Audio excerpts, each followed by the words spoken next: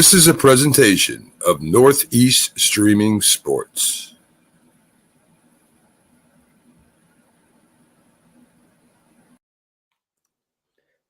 Good morning. This is the Mac, Jack, and Jim Sunday Football Show, and there's nothing like Football Sunday, guys. I mean, this is what we've had our whole life. Football Sunday, always looking forward to it. Mac did a little coaching, played his share of football. Jim played on the highest level in the Super Bowl. And of course, yours truly would go out for his two-hand touch game Sunday morning before hitting the TV set and catching, a double header. Hopefully there'd be two different games going on. But that was back in the dark ages when we didn't have cable. You're just glad to catch a game. But we transitioned. I mean, there's football all day starting at 9:30 this morning Eastern time from England, from London, and then going on through the night. So if you love football, I mean, this is the day. This is the ultimate. Guys, there's always a storyline on an NFL Sunday. Always a big storyline, one a little more than the other. And I think the storyline today is what happened Thursday night with the injury with Tua Tagovailoa, because it's a story that's not going to get smaller. Eventually it will, of course, but it's not going to be getting smaller today because it's going to be on the tip of everyone's tongue. The Miami Dolphins fired their team physician, which is basically an acknowledgement of wrongdoing, how the Tua situation was handled, and considering how he was taken out on a stretcher, all the worries, all the concerns. This following last Sunday's game when he was in concussion protocol, and a lot of people felt he shouldn't have been playing. Tell me, what are your thoughts, guys? Jim, let's start off with you because you've been in that situation. You've tackled enough quarterbacks, 107 sacks. Two things on it. That guy, the person they fired, was independent from the Dolphins and the NFL Players Association. They fired him. They did not fire the team doctor. The guy they fired was independent. I stand to be corrected. Okay. Yeah. I retract. No, that's not. And then the next thing is, obviously he shouldn't have been playing. But we tend to forget football is a violent sport. And I'm not saying what happened to Tua. Actually, the player that did that played for me at the University of Colorado, and that was his first sack in the NFL. But every time you go on the field, you realize that that could happen. You're taking your life in your hand, and you're taking your livelihood in your hand. And it's unfortunate what happened to Tua. And there should have been better protocols for the concussion, and not let him play, because we know the common sense is going to tell you, if you looked at the game prior to that against Buffalo, that kid, it wasn't a back. It was definitely his head, because you don't stumble like that on the back. You stumble like that when you get hit in the head. So that's something that we have to look at the NFL and do better on both sides, the Players Association and the NFL, and taking care of these players. Jim, good morning to you, Keith. Glad you could make it Good in. morning, guys. As Jack said, I played high school ball quarterback, and I got we call it ringing the bell at the time, right? I mean, I got my bell rung during the first quarter, and I didn't wake up until halftime. We were winning. I don't know how. I don't know, what happened there, but we were winning the game, and there was no sense of urgency there at all. It was just that's the way it is. Exactly. And like I said, sometimes we forget how violent the game is, and unfortunately, this happened to Tua, and it exposed some things. But I mean, just like you said, if you play football, at some point you are going to get your bell rung, dinged, or whatever you call it. That's just the reality of it. I mean, that's just the reality of a sport that is physical. And I'm not condoning anything. I'm just telling you the truth. And everybody's complaining about this. we have to do better protocols. If you're in concussion protocol, you can't play that next game. Matter of fact, the Rams offensive guard is out today because he had a concussion the prior game, and that's how it should be handled. Well, Myles Garrett too was in an auto accident, and they're holding him out. And I have a feeling this is on top of the Tua situation because Cleveland is being extra cautious. If the Tua situation didn't happen, my feeling is Myles Garrett would be in the lineup today. I know his car flipped over. Myles Garrett says he'd like to play, but he'll respect the team's decision and what to do. And I think the team's being extra cautious. But Jim made a point. We're going to get to you soon, Keith, with the college football, scores and the situation. But you made the point about an independent physicians, okay? Are physicians really independent? Did they fill out a questionnaire? Case in point, let's say the physician was a Miami Dolphin fan. He'd want Tua in the game, chances are. I mean, they try, some of the physicians, I'm sure, try to get a player in the game, hope he's in the game, maybe kind of look the other way a little bit. They're not supposed to, but nevertheless, you have to believe it goes on, and it certainly went on in the Tua situation. That's a possibility. I think that's a possibility that happened. If it wasn't, I don't understand how they okayed him. I just don't understand that. Can I ask Jim a quick question? Go ahead. And good morning, Jim. Isn't this, I mean, part of this, again, the league and the teams are responsible for the players' safety, obviously, but is it a matter of educating the players better to understand too? Because I'm sure from when you played, I'm sure there's times you've got your bell rung and you said, I'm fine, get me back out there. And Tua may very well have said the same thing. I'm okay. And in a lot of situations, if the players aren't honest with the physicians, they may not know. I mean, he came back out there and played okay on the first time he got his bell rung. So, I mean, some of this is on the players to kind of. I agree with you, Keith. Themselves. I agree because when the doctors came over, you asked you how many fingers they got up, and you said 2. You're good. Let's go. That's the truth, right? Allen tries to make a point. There's a chance he was told to clear him. We don't know the whole story, and the league is still investigating. They're not investigating anymore. It's all done. No. They know what the league was never investigating. It was the Players Association that was investigating, right? Yeah. And you're right. It's on the player too. Yeah. Because I only had one time in my career that I felt like I had a concussion, and it was throbbing. It was throbbing. It was on a sack against the quarterback, and the player was coming from the other side, but I didn't miss a play. And I'm sure I should have, but you likely had more concussions than that one time, probably, right?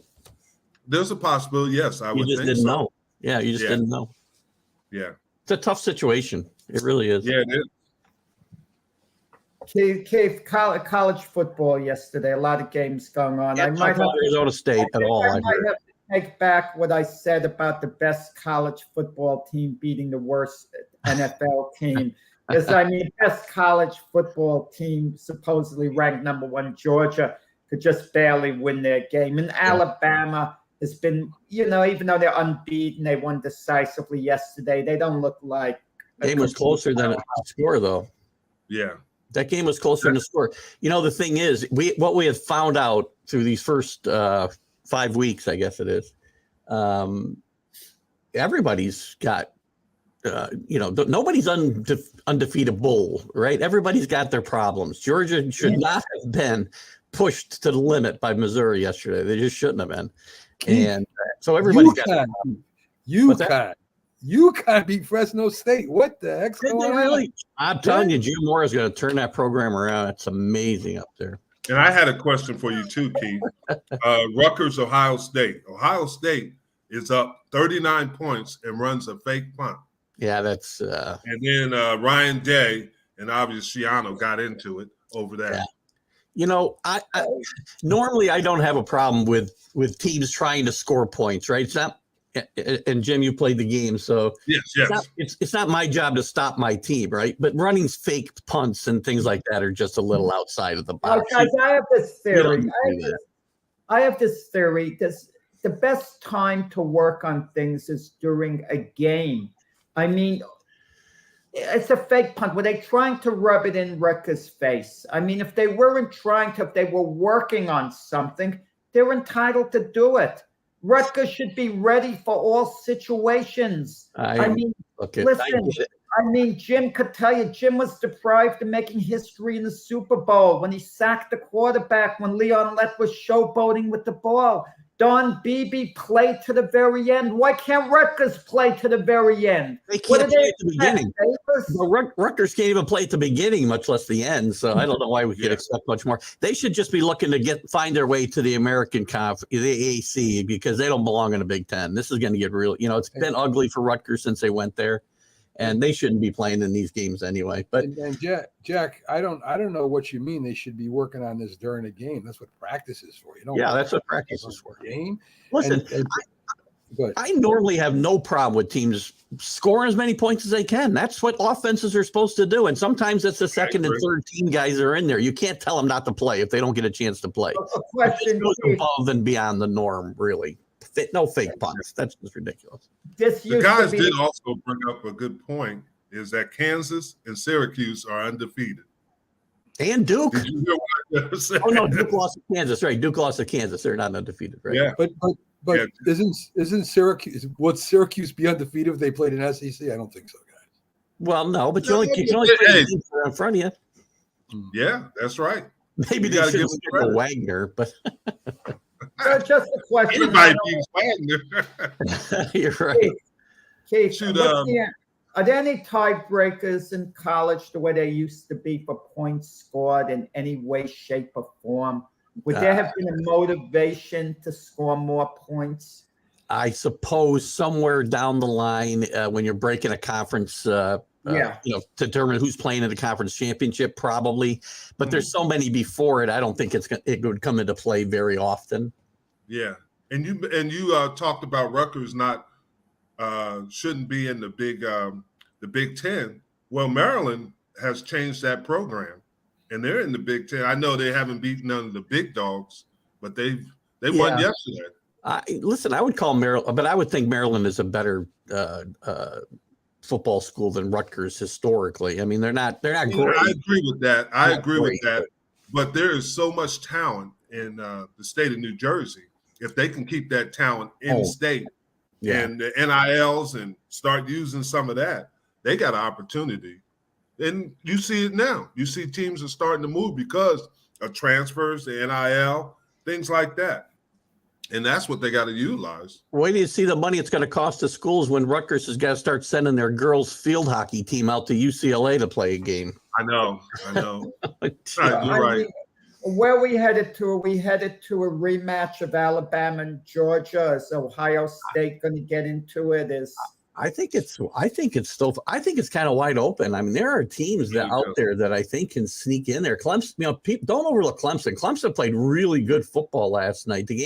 That's a game that wasn't as close as the score. NC State could do nothing against that Clemson defense last night. I would agree. Yeah. So I wouldn't count them out. Ohio State's just really good.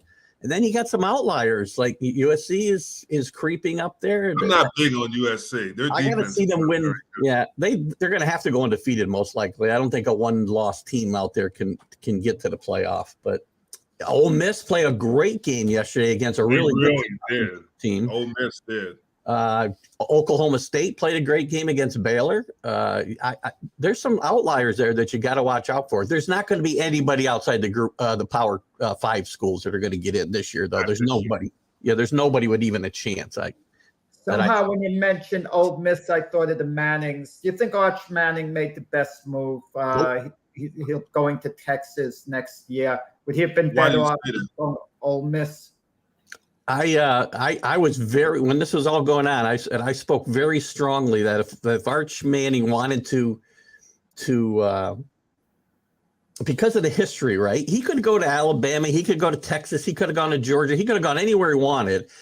But where would it have been more important or bigger to win a national championship, let's say at Georgia or even Texas, than Ole Miss. If he went there and led them to the promised land, even to a college football playoff, he'd be a mythic figure in Mississippi forever, just like his dad, who actually didn't win anything there. He was a great college player, but they never really won anything. And I think watch Manning's dad. No, it's Dad's Cooper. Sorry, I meant his granddad. Sorry.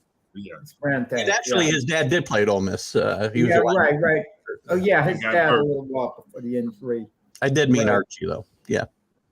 Okay, Keith, it's game day for the Patriots. I mean, what are you taking out of your man Brian Hoyer starting? My man, sure, man. As I said the other day, hopefully they're playing with a clipboard and not a football. He might have a shot, but I am trying to get everything. I got the hat, I got my top, I got my shorts. I even got my Patriot watch on today because we need everything we have. Well, you guys still got a great running game, a great defense, great special team. So it's not going to depend on Hoyer.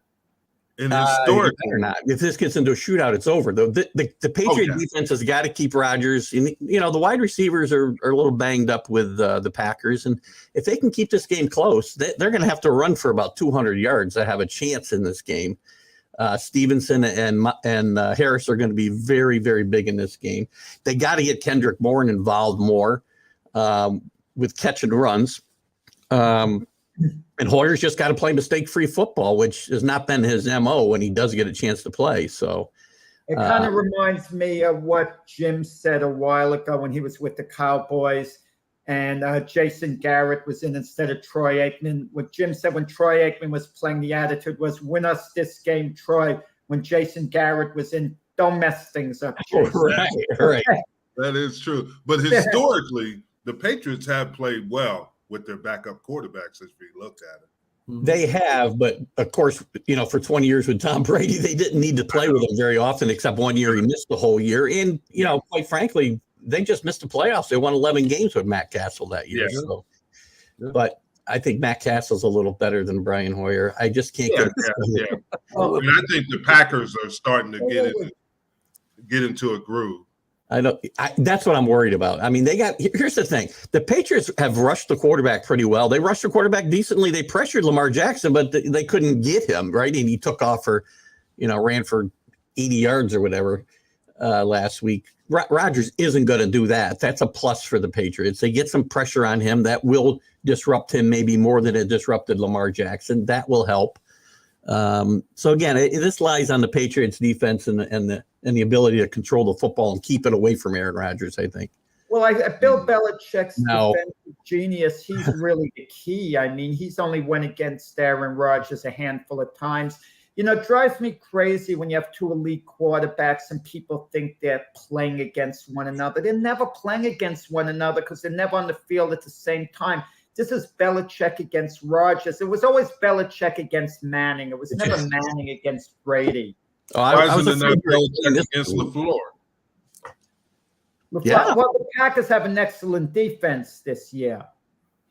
Yeah, I thought you were calling Hoyer elite there for a second. And you're talking about offensive, geniuses. And look at Josh McDaniel. I mean, being the offensive coordinator all those years with New England, being pretty successful. Now he's going to the Raiders. It's a mess over there. He can't even get Derek Carr and Devontae Adams on the same page. Some guys are great coordinators, and that's it. And that's Josh McDaniel. I'm starting to believe that. I watched Captain Jack's show the other night, and every single guy involved or called in or talking to him wants him fired after 3 games. They want him out, and that's what happened to him in Denver. The fan base turned against him, and it's over when that happens. It's over. Yeah, especially with now in Green Bay. Guess who's there? Rich Bisaccia, and they're doing well. And I mean, everybody said, "Well, why could they just kept Bisaccia?" Big mistake. I mean, I said it all along. I couldn't see the logic. The players loved him. The Raider players loved him. They played hard for him. I think Mark Davis wanted a glamour name. Okay, if an interim coach takes over, he does a heck of a job and the players buy in. What more do they want? And they were very competitive in their playoff loss as well. And It didn't make any sense. And he straightened out the Packers special teams. It's ironic. If Rick Bisaccia had this happened 1 year earlier, had he been the Packers special teams coach, they would have beaten the 49ers in that game in the playoffs because they lost because of special teams. And who knows, maybe they would have been in the Super Bowl. To Alan's point there, if McDaniel, I think the Raiders will beat the Broncos today, by the way. But if they were to lose and fire him, please just send him home. I'd be very happy to take him back here for the next rest of the season. I'm sure Belichick would be too. Have you guys made a prediction at the start of the year where it's come true at this point? Because I know I made a prediction that has come true, saying that if the Denver Broncos lose their opening game to the Seattle Seahawks, it's going to deflate the Denver Bronco fan base. And it deflated them. They're booing Russell Wilson already. Yeah. And they're 2-1. Their fan base is depressed, and they're 2-1. I did not think this team was as good as advertised. I thought they would finish last in that division. And I didn't think that division would be as good as we thought either. Because, again, I wasn't sold on the Raiders. I've never been sold on Derek Carr. It's not necessarily Josh McDaniel. I've just never been sold on Derek Carr. He never seems to come up. His numbers always look good, but he never comes up big in a big moment. Yeah, but Keith, look at the teams there. Kansas City, San Diego, Oakland. Those two teams are very good. I agreed with you in the beginning of the year, Mac, about the Los Angeles Chargers. I know you call them San Diego. Yes. Mac, it took you years to call Muhammad Ali. You kept calling him Cassius Clay until about 1988. Okay. But just joking there, of course. But Jim, I got to give Jim credit. Jim said at the beginning of the year when other people were picking the Chargers to win the Super Bowl, Jim wasn't impressed with the Chargers. And now that they have Joey Bosa out there, great pass rusher. Yeah, and when the report is, and Jim could speak to this better than any of us, when he comes back, can he be the same? Because he relies on an explosive first step. And when you have an injury, is he basically done for the year? That's a good question. I would think that it's going to be tough for him to get because right now he's just trying to recover from that groin injury, and to get in football shape is going to be difficult. And who knows where the Chargers are going to be in 8 to 10 weeks. They're struggling now. Yeah. I think the Chargers are going to be fine, Jim. They got a great team. Okay. I think the Chargers will be all right too. I think the Chiefs and the Chargers are fine, but I think the Broncos and Raiders obviously are not. Well, I think the Broncos, and I'm gonna disagree with you guys. I think the Broncos are going to make a move right now, and they might be the second best team in that division because of all the injuries. Chargers have quite a few injuries, and so the Raiders don't, but they don't play well. They have talent. They just don't play well. No. And I don't know if that's Josh McDaniel or the personalities on that team. I mean, it might be Carr, like you said. Well, Keith, Mack, and Jim, what I don't understand, Devontae Adams played with Derek Carr in college. They had reportedly a great relationship. They connected greatly there. Why not just pick up where you left off, basically, because you know one another so well. And it seems like Derek Carr isn't even going out of his way to get him the ball. Wait, if I'm playing against him, I'm not going to let him get the ball, though. That's, there is some people stopping him. There's people trying to stop that, Yeah, that's right. That's exactly right. There's got to be ways you can get a receiver free. I mean, I don't know enough about the coaching aspect, but you can set up formations to get them open, even for a short pass, a catch, and run. I'm sure they're trying to do that. It's just not working, right? Whether it's Derek Carr or whether, again, it's probably a combination of the talent available and the coaching. Josh McDaniel is a great offensive coordinator, but he's proven at least once that he's not a great evaluator of talent. And he's not a great head coach when it comes to communicating with the team as a whole or delegating authority or whatever it might be that the head coaches have to do. He's not shown an aptitude to do it yet. I've always said, go ahead. I'm always going to say, usually the best head coaches have had worked with special teams. because they work Great with point. the team. I really believe that. A lot of Marv these Levy, head coaches. Marv Levy always comes to mind. Marv Levy always comes to my mind when we talk about that because he was a Exactly. special coach. Unless you're Aaron Judge, that's a different story. Was Marv Levy, when you talk about the great Judge. NFL coaches, and Jim played for Marv Levy, was Marv Levy a extremely sharp X's and O's guy? Did he basically just allow the players to play, would just oversee things, and he'd allow them to breathe? A guy like Bill Belichick wouldn't allow people to breathe that much. You got the feeling. He was very cerebral. Marv was very cerebral, and he understood every aspect of the game, defense, offense, and how it worked together. He meshed it. And you're right on that. Belichick was Belichick is a historian. Did you hear what he was doing before the Green Bay? And he was telling the players about the Packers and the history of the Packers. He was going back to Hudson and saying that he basically started the forward pass and stuff like that. And players don't respect that, but that's some history right there. And that's what his dad was. His dad was a coach, and he appreciates the history of professional football. Belichick will talk about the history of the NFL, and Marv Levy would talk about Napoleon and Alexander the Great. He would. I've heard it. He was a book learned, intelligent guy. Yes. Guys, there's a game this morning going on actually in London. The Vikings are playing the Saints. Isn't it about time? Hey, Robert, how you doing? Robert Butler from Sports. Hey. Isn't it about time the NFL just gives London a franchise? I mean, why are they teasing us with the once-a-year game? They'd be an awful disadvantage. Yes, I agree. It's only a 7-hour flight. I mean, it's just a little longer than, from Las Vegas to New York. Don't worry about it. It's only 7 hours. I can't. Hey, Robert Butler from Sports Scope. How you doing, Robert? I'm good. I think it's what's the latest word, Rob? On Tennessee? Well, no one cares about the Tennessee Titans. Oh gosh, Tennessee Titans. Oh man, I got to jump in too. By the way, okay. Tennessee, they play Indianapolis. Well, actually, they're in a big game with the Indianapolis Colts. Wait, you just said nobody cared. Now you're telling me it's a big game. No. I'm going to tell you one thing about the NFL, and guys really are playing themselves into shape with the lack of preseason games. I think we all thought the Chiefs were locked to beat the Indianapolis Colts last week. Yeah. And the Colts shocked us. They beat the Chiefs, and now all of a sudden we kind of wonder the Tennessee won their game. Indianapolis, Tennessee might be battling it out for the division after all. And Jacksonville Jaguars, it's like they grew up last week.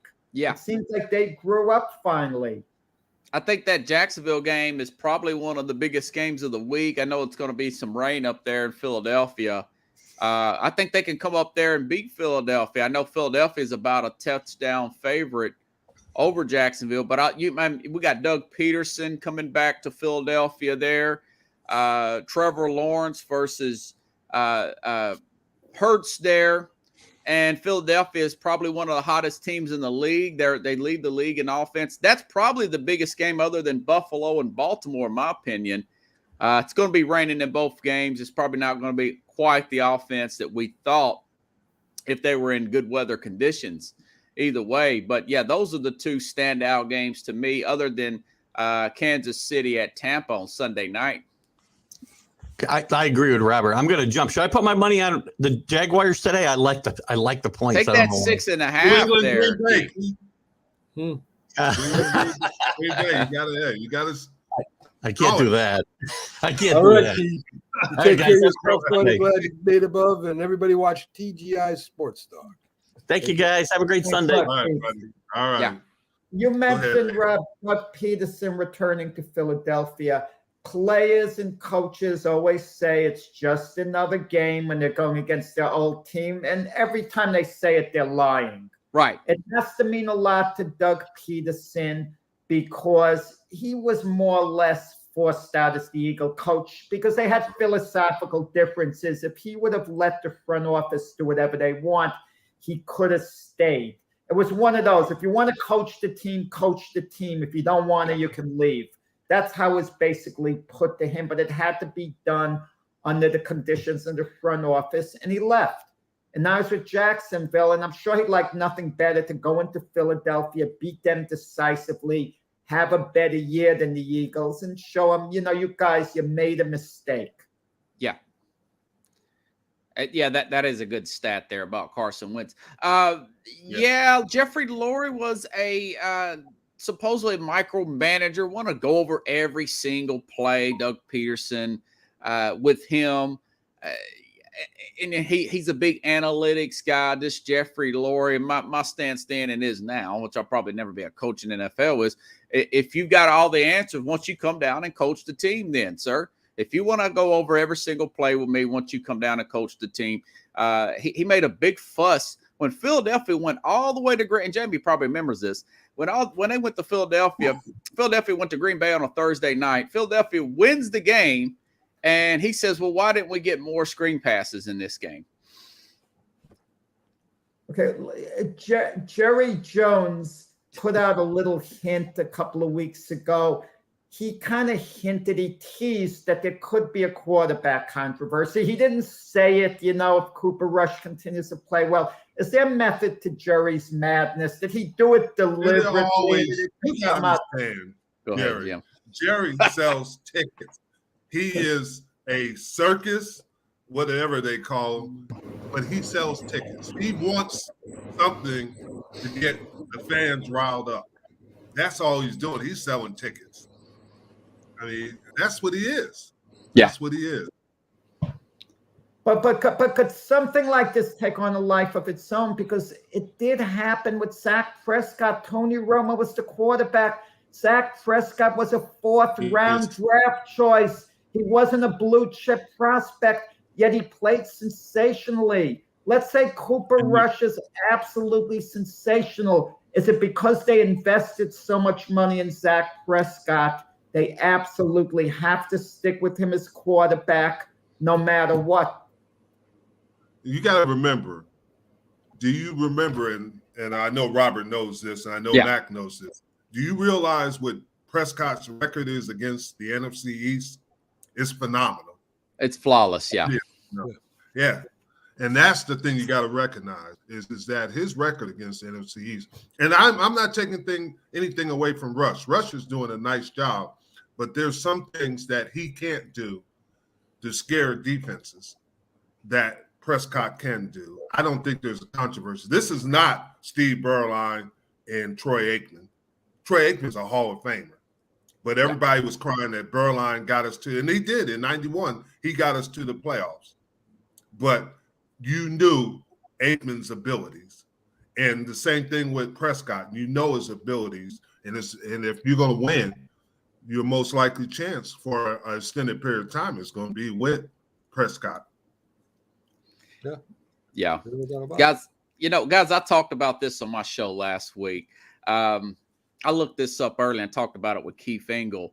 In 2001, in March of 2001, keep that date in mind, the Patriots signed Drew Bledsoe to a 10-year, $100 million contract, some insane amount of contract. That year, the team goes 0-2. Brady comes in at the 6th-round pick. Now, Keith says there were reports that Brady was beating him out in camp, but they just signed him to this unheard of this baseball contract. And we know what happens later on after the season when they win the Super Bowl. He is traded to the Buffalo Bills, and Brady becomes the quarterback. Now, I don't know if that was Cooper Rush, but I'm just saying it's not totally, because of the money, it's not totally unprecedented.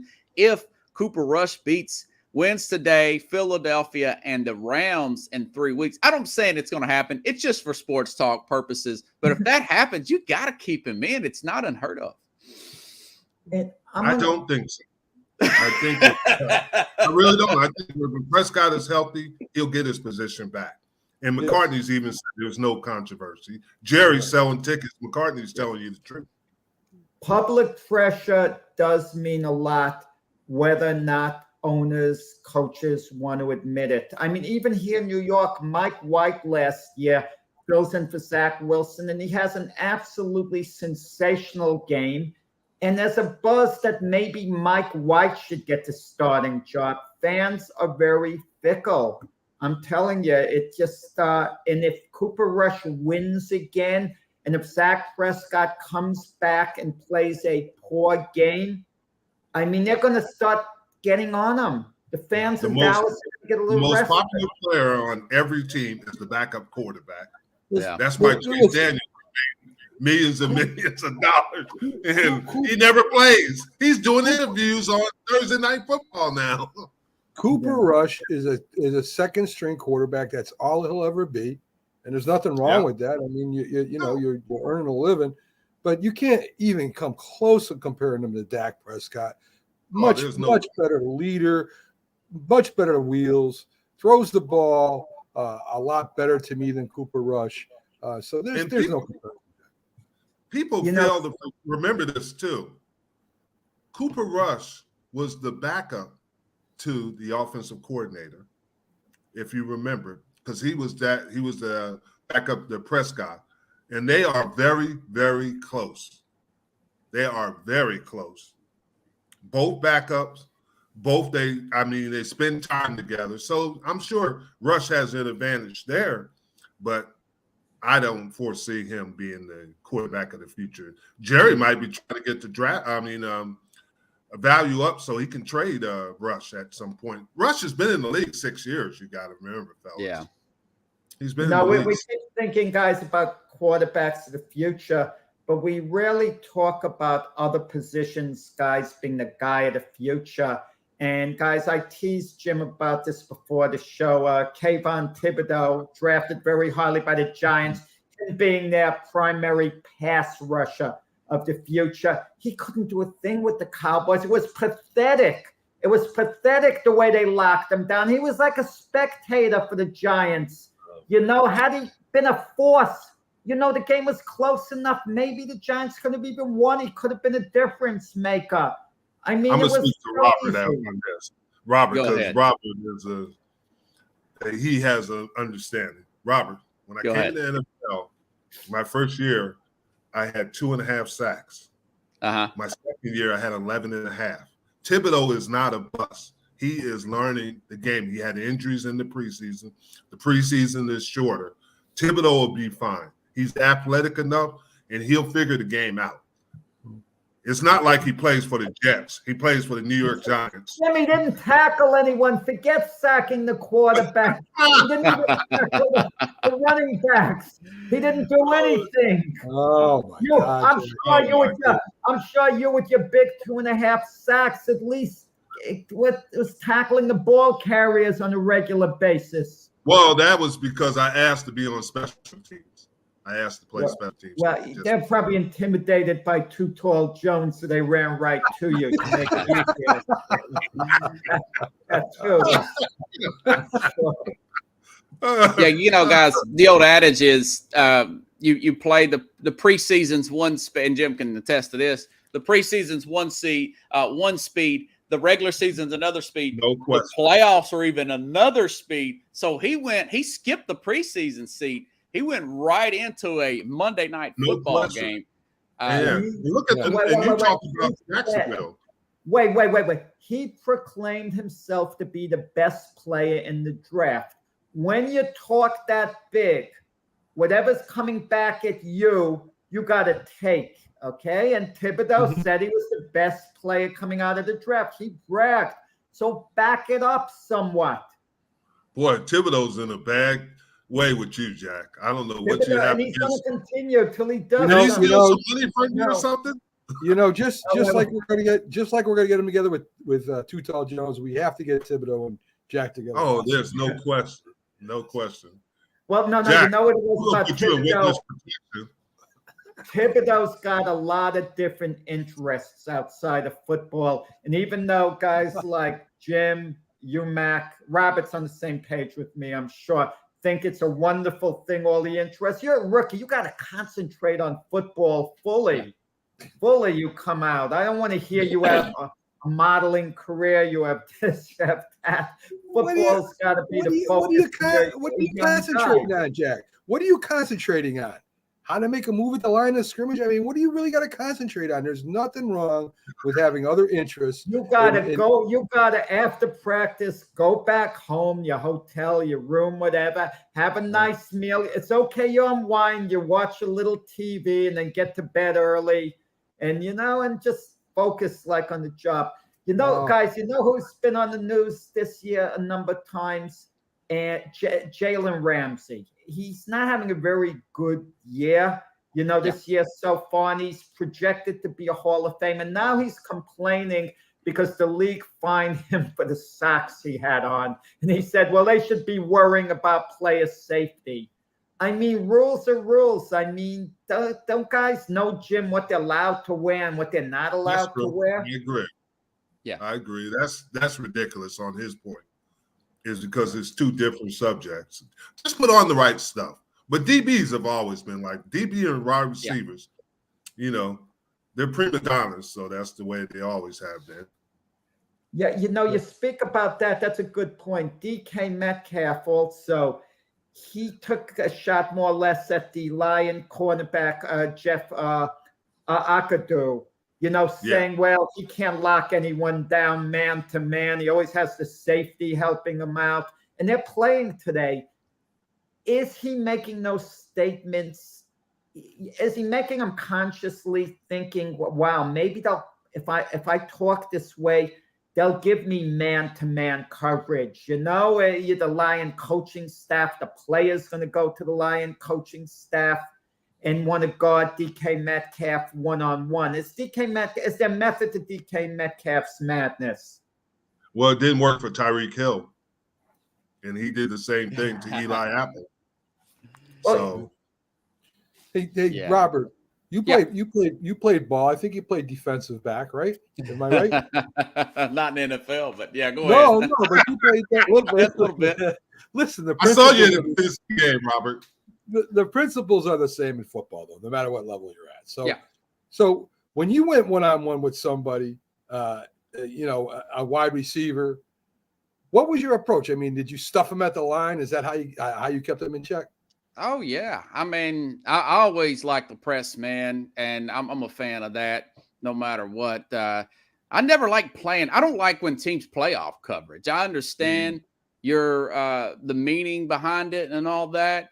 But if you guys watch the NFL today, there's players just running past. They're running through zone, Jim, like a hot knife through butter. If you watch the Jalen Waddle, those guys right there. So that's going to be an interesting game. People laugh at that game. There's some injuries now with Detroit. St. Brown is out, and I think Shark is out too. But man, they got a really good offensive line up there. And I think Goff is settling in, and I think that's going to be a good game. I would like to. Geno Smith is not doing too bad. Now, that's just the dumpster fire of a team, but that's going to be an interesting matchup because I forgot to get Jeff. I'll just call him Jeff. He's the cornerback that Detroit drafted early from Ohio State. He's battled some injuries. Now he's starting to come in his own a little bit. I would love to see that battle. They may even get into it on the sideline there. I mean, DK called him out. I mean, why? Who knows? Yeah, these receivers these days are calling, like I said, Tyreek Hill, receivers are calling people out. It's just the way, the evolution of the position. They think that they're the best things on there, and they are getting paid like the best players on the field. Is that true? I disagree. But that's how receivers are. I got to deal with a prima donna and Byron Williams on my show, so I know. Wow. I'll tell you my answer. If you had a choice between a lockdown cornerback or an elite receiver, for example, if I had a choice, Deion Sanders or Jerry Rice, I take Deion Sanders. Okay? I'll take the lockdown corner. They're harder to find, guys. And that's what I would pay. There's more receivers coming out of college nowadays. than it is. but you have a good point. Well, Yeah, look at good. Derek Stingley Jr. and Sauce Gardner, drafted very highly. Okay, his potential lockdown corners. You know, the game this morning taking place, Andy Dalton is starting in place of Jameis Winston, who's out with an injury. Winston should be okay for next week. We were talking about a little while ago about Cooper Rush and Zach Prescott. We know Zach Prescott is the starter when he's healthy. No ifs or buts about it. But Jameis Winston, he doesn't have a grip on that starting position. If Andy Dalton should play really, really well, is there a possibility he could start going forward? I think so, guys. Winston is a turnover machine, but Dalton usually can't make the big throw. But they have a good defense, and they can play a short game with him. I tell you what, if Dalton's playing against Tampa, my guess is they probably they had Brady really frustrated in that game. That was what that fight came from, is the defense. They were all in the head of Mike Evans, of Tom Brady. Not to rehash that, but Dalton, he just don't make the big mistake. He's probably not going to make the big throw in a close game. But if you get off to an early start, he is a game manager. Yeah, I would agree. Unlike Winston, who can just everything's going fine and he throws this crazy turnover or fumble, and he can make a big throw every now and then. But it was just 3 consecutive. It felt like it was 3 in a row, guys. Turnovers there that turned that game around in Tampa. I think the biggest problem with Winston, of course, is not his arm. It's when he comes to the line to read the defense, right? I mean, if they switch off on him, he's lost. He doesn't know the reads. He doesn't know, that this guy's going to come open really quick and you're going to get him the ball. And I don't understand that. The guy's been playing long enough that he should know this by now. Yeah, I would agree.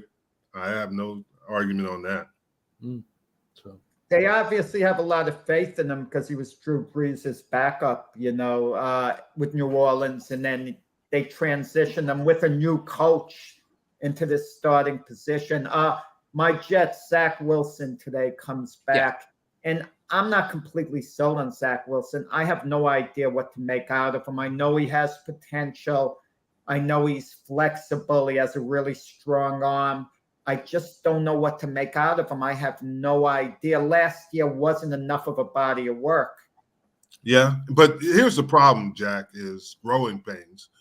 All quarterbacks have growing pains these days because the game has sped up and the offenses are different than they were, say, 5, 10, 20 years ago. And these quarterbacks are in different situations, and everybody expects them to walk in and figure this thing out. It takes time. There are not a lot of Patrick Mahomes. There are not a lot of guys like that can figure it out quickly. Because you look at the quarterbacks in the league, they've been in quite a while. The Bradys, the Rodgers. It took Mahomes was just a unique personality. He had a great coach in Andy Reid, who's good with young quarterbacks, but not very many quarterbacks come in. Justin Herbert is another guy who came in and lit this league up. But look at these guys. Look at these guys. It takes some time.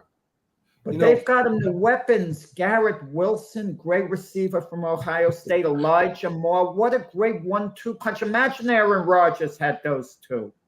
Yeah. I mean, they would be amongst the league best immediately. Not that they won't be there by next year. But, Jack, I agree with you. I don't think Zach Wilson is ready at all. I think that he has a problem reading defenses. He throws way too many interceptions. I don't think that Zach Wilson, I mean, we got Joe Flacco. You can't play that guy. But, I mean, Zach Wilson is not ready at all to play in the National Football League. He's got to get somebody with him. I know Flacco, at least he can read defenses. Has got to get with this guy and teach him how to read a defense, or else, Zach Wilson isn't going to do anything. But let me ask you this question. Prime example is Jalen Hurts. Jalen Hurts did the offseason work to make him a better quarterback. I don't know if Zach Wilson, and I'm not saying if he is or isn't, But that's what a quarterback has to do. They have to do that offseason work and learn the position, learn the defenses, how to read defenses, take their receivers and learn what they do best. Because they manage the game because it's such an important position. There's only one quarterback on the field. No, but Jim, doesn't the college program you come from, doesn't it mean a lot? Zach Wilson coming from Utah, Jalen Hurts from Alabama/Oklahoma. Jalen Hurts came from big programs. He'd be in major games, sold out in intense crowds at big stadiums, high-profile events. Yeah, so you kind of wonder. Have you ever been to Provo, Utah? They sell those games out every time. I think it's BYU that he came from, but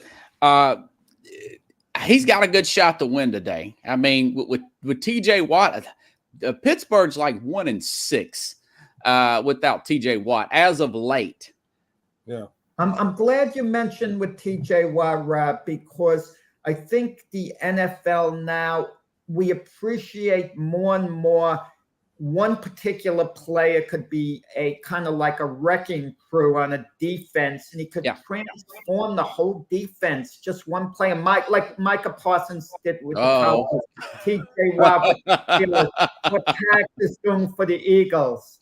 Pags, I think it was Robert Butler, Keith Engle, and I'm not sure about Mac and Jim. Will go over it later. They are picking the Jacksonville Jaguars to beat the Philadelphia Eagles today. What's your reaction? They're wrong. They're going to lose. Well, you're little. How are you going to greet Doug Peterson, the former Eagle coach? Are you going to give him at least a nice ovation, thank him for delivering a Super Bowl win to you? Absolutely. Nice. I feel that he deserves that. And this is a business, and you have to always be ready to move on when things are not working out. So I feel that's not his fault. He's with Jacksonville now, so he gets his ovation to start the game, and then he gets booed afterwards. So he's an enemy, so he gets the welcome, and then goes back to being an enemy. Hey, Jamie, what's the weather like out there? I heard it's going to rain during the game. Oh, it's a beautiful. No, we have the remnants of Ian. Okay. So Ian is around, and he's. That's why I'm talking in my car rather than outside, as I normally would be. It's a mess. Do you think rain's going to be a factor in today's game? I don't think it'll be a factor like it was in Chicago, but I definitely think it will. I definitely think it'll play. It's going to be sloppy and messy. It's been raining all day, all morning, since about 8 o'clock last night. So I have a feeling this field's going to be stocky, to say the least. They're going to have to wear long cleats, and hopefully everybody remains, healthy at the end of this game. Pags, if you're coaching the Jaguars, what kind of game plan do you put in to beat the Eagles? I know you would pick an Eagles, but if you were the coach, if you're Peterson for the Jaguars, what kind of game plan do you put in?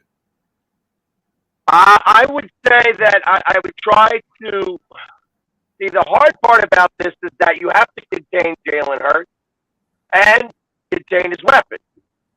So you can see that obviously the Vikings and Washington both went in saying we want to not have Jalen Hurts beat us with his leg, and he didn't. However, he did beat him with his arm. Right. Now, Doug is a little smarter than that, I think, and I think that he's going to do everything he can. Like, I don't think it's as big of a deal today because of the rain. It's going to help him that they're going to be able to focus more on the rushing game than the passing game. However, we do have a couple of great receivers, and that's going to make a big difference. Even if they're throwing small passes, I think that there could be a lot of yardage gained in that regard. But because it's so soupy and because it's so messy, I have a feeling that the run game is going to be more prevalent today. Doesn't Jacksonville have a small advantage in that Doug Peterson was Jalen Hurts' coach with the Eagles? So he has to know his tendencies, what maybe might be a weakness or two that he could exploit. I don't think so. I think because he only really started 6 games, he was a coach for a year. Jalen Hurts, it's for the first time he's been able to do the same system for 2 years now. So I believe that it's a lot different than when Doug was here. Obviously, he had to change systems again. He had to change systems every year in college. It's never been the same system. Now he's in the same system for 2 years now. And I think that that's going to play a much bigger part than the fact that Doug got to coach him for 6 games. Hey, you don't give Daniel Jones that excuse, Pack. You don't say, "Oh, he's been in different systems." You say that he that shouldn't bother him at all. I'm not saying it bothers him. We made it to the playoffs last year. Has Daniel Jones made it to the playoffs yet? No. No. Oh, okay. I wanted to make sure of that. Just in case. So when Daniel Jones makes it to the playoffs, I'll give him a little bit more credit. Until then, I think he's going to be on the bench somewhere else next year. Oh my God, here we go again. Well, I'll tell you, Pags, I mean, the Eagles haven't quite been able to shake Dallas. Dallas is still, within range. They have them within their radar. Did you see that game last Sunday? I did. That was, oh my God, it was like such a snooze fest that I watched it. The fact that I watched it, it was like, really, this is high-powered offense? I tell you, Parsons was obviously feeling the effects of the flu. So he did not have You don't know what you're talking about, first of all. Be quiet. Dallas played good defense. I'm tired of hearing about Philadelphia. Philadelphia is the most talented team. I don't want to hear it. Dallas played good defense. Daniel Jones, yes. But everybody was talking about Barkley and Jones. Are you going to let me finish now? No, I'm not. No, I'm not. I don't want to hear it. Defense did step up around Parsons. That it was usually when you take Parsons out of the mix, that's just an okay defense. They actually stepped up and played very well against the Giants. That's why it was such a low-scoring game. I thought that Dallas defense was going to be the one that scored the touchdown, and I was almost right up until just about the fourth quarter, where all of a sudden it opened up, and they still went over, which was a surprise to me. But Dallas has to play that way with Cooper Rush as the quarterback. That's the only way they can play. I agree. But I just don't believe that their offense is going to be good enough with Cooper or with Dak. That they have a lot of problems on there. The Giants was getting too much pressure. They were holding Dallas back a little bit much. Like I said, it wasn't until things opened up. They didn't even sack Rush. No. They did not sack him. They also did score for 3 quarters. Hey, so, Jamie. Listen, I'm a Giant fan, but Dallas just dominated. Dallas just dominated the Giants. There's no other way around it. So. Yeah. Hey, Jamie, you had 9 sacks against Carson Wentz last week. Who's standing out on that defensive line for you? Who's getting your eye this year so far? Well, I think it's the defensive line in total. You can't put it on one specific guy. You could say that it was Jordan Davis as he's taking on double and triple teams. You could say Fletcher Cox is doing that as well. I think that the mix of the 4 guys that they have in there, in terms of whether they swap them out, because they definitely change out every 3 plays. So there's so much that's going on right now that's working for them. Now, again, it was Carson Wentz. I've gone back and I've watched the tape of the defense, and it seems that when they have when the quarterback gets it out in 3 seconds, they don't get to him. But anytime it's like 4 seconds, 3.5, 4 seconds, they are able to get to the quarterback and get their hands on him, whether it be a hurry or whether it be an actual sack. That's going to be the big deal today. You know, if he does decide to throw the ball, Doug, he's going to have to make sure his quarterback gets that ball out of his hands in 3.5 seconds. Because after 3.5 seconds, we're going to be on top of him. Pags Roberts, we got to let you go. We're going to be doing our picks. Of course, Pags, we'll get your pick before you go. Still alive in the suicide. No, I'm not. No, I'm not. I lost. What happened? Appreciate it, guys. The Chargers stunk up the joint. Is what happened. All right. So, Pags, why don't you give us your pick, and then we'll take a break here and be back on the other side. What do you got? I think that this is, like I said, it's going to be a sloppy, messy game. I think that the Eagles in total are going to be somewhat emotional for Doug being here, and it's going to create a couple of opportunities for the Jaguars to score some points. I still think we win this game. It's going to be a lot closer than people think, and it's going to definitely be an under. I got it 21-19 Birds. Okay. All right.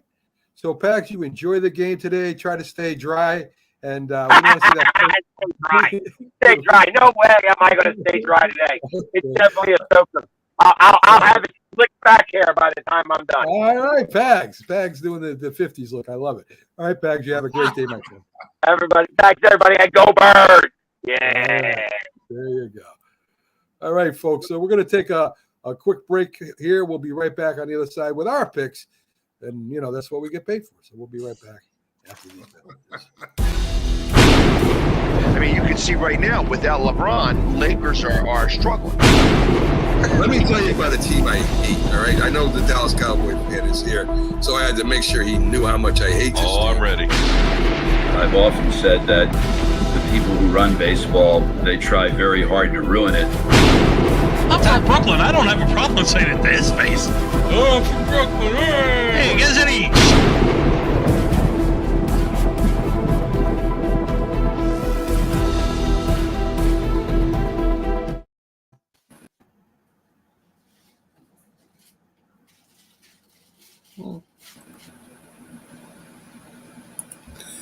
This is a presentation of Northeast Streaming Sports.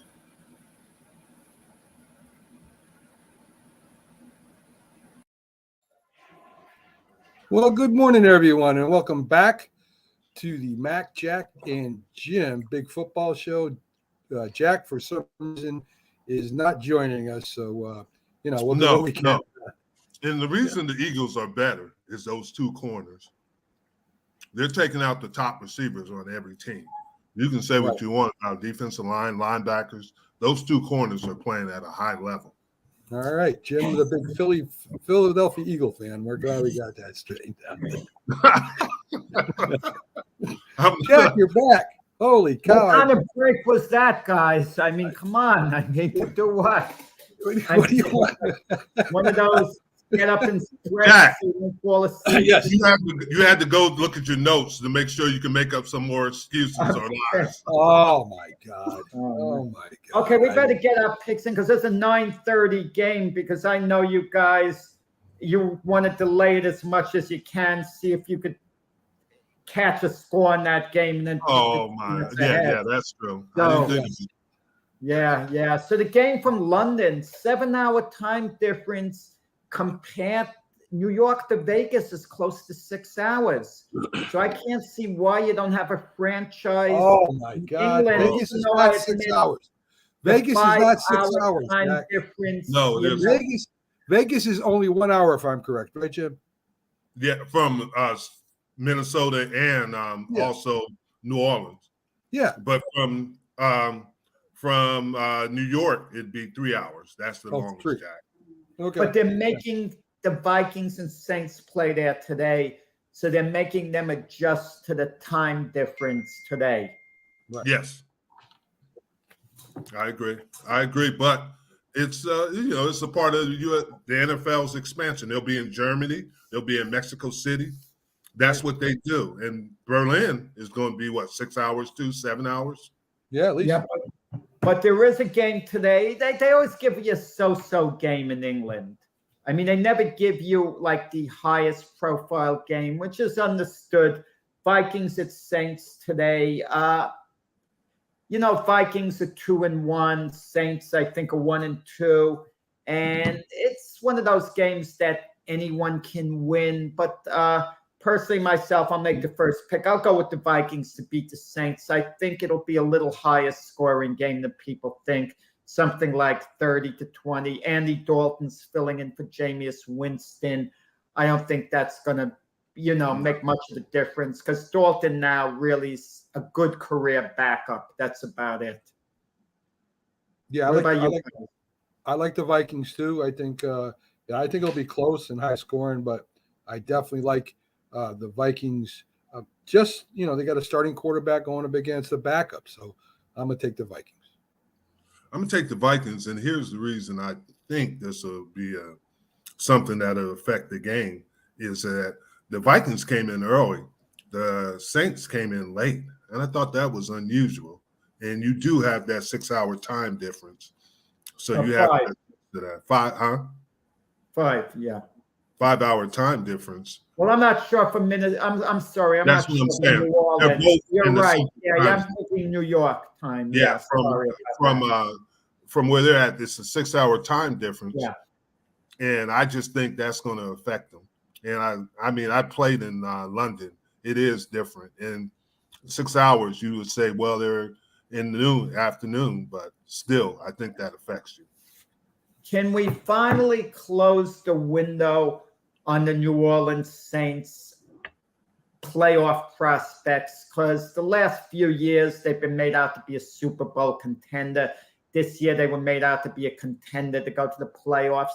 The window to me is basically closed. They're not the same team from the Drew Brees era when he was, still good. And the Vikings, they're kind of like a little intriguing. I mean, they beat the Packers in the opening game of the season.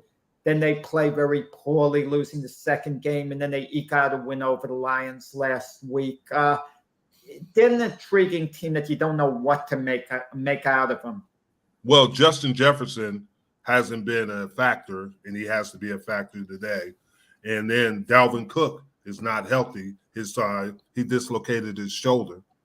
So that's going to be who takes his place. But they haven't been running the ball very much. I just think the Vikings are a better team than New Orleans. And you're right. Maybe New Orleans' window has closed because I thought Dennis Allen is doing the best. I don't think so, Jim. I think they still got a stout defense. They still got a great running game. The wide receivers are good.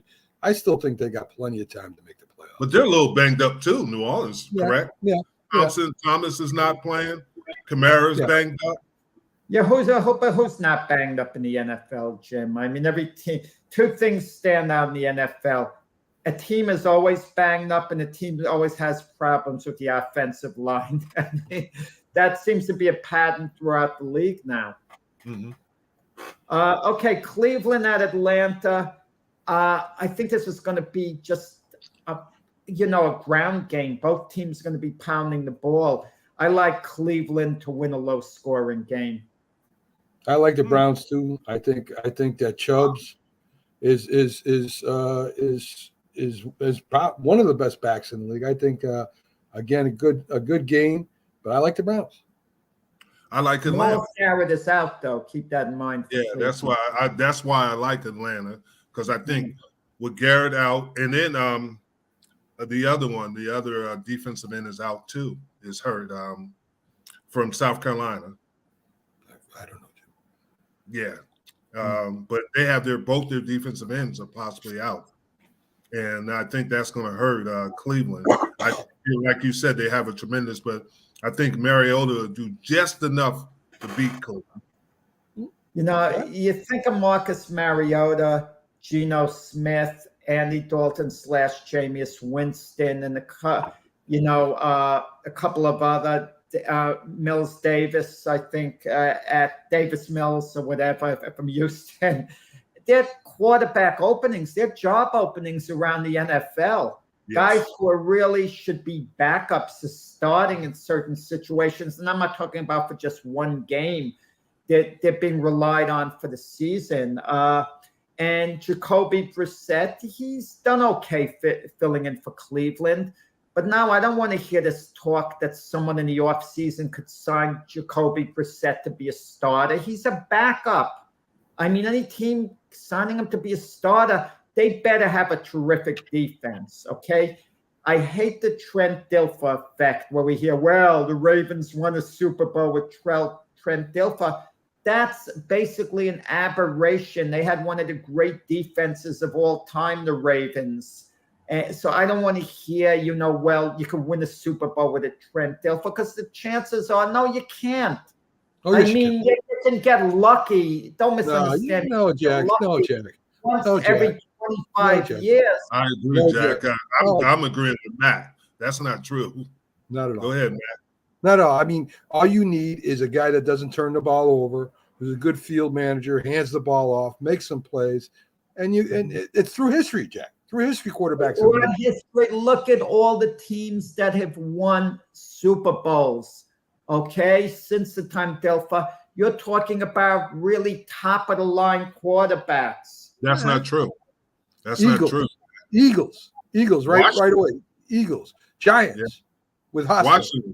Washington. Yeah, I mean, okay, but the year the Eagles won it, Carson Wentz was actually an elite quarterback throughout the regular season. Yeah, but he didn't play the Super Bowl. He didn't play the Super Bowl. I'll agree. You got a point with Nick Foles. You got a point with Nick Foles there. Yeah, and I agree with Mac 100%.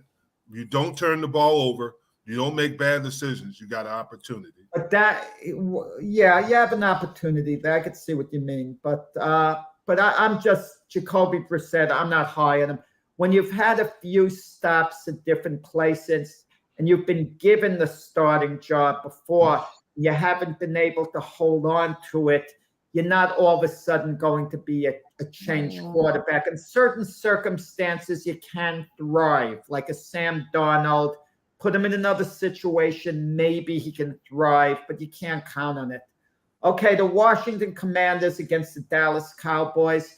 I'm a little surprised. The Cowboys at Dallas only favored by 3 points the last I heard.